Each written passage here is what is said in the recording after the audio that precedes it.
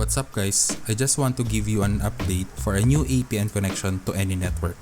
For downloading files, browsing the internet, streaming videos or music, and especially for mobile gaming.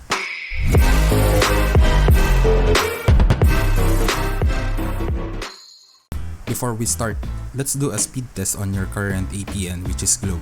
This is for all Philippine data users and you can set this APN to your smartphone. Be sure you are connected to the internet using your mobile data. So this is the result of my current APN. Now let's start adding a new APN. Open settings. Look for connections. This will vary depending on what phone you are using. Mobile network. Select access point names. Then on this part, we will add a new APN. Let's tap the add button. Just pause this video if ever I'm too fast adding on setting up. For the settings, put the name CS4 LTE.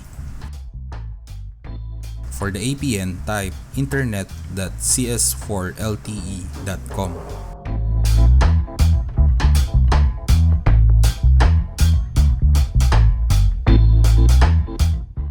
For the port, 80.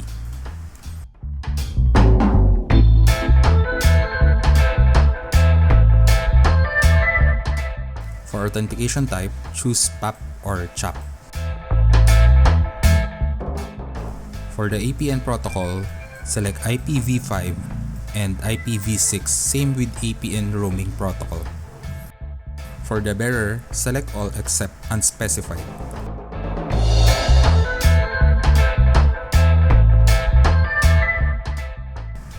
After that, just save it. On this selection menu, let's choose CS4 LTE that we created and let's do a speed test now. Let's see if what's the difference on our previous APN to the new one.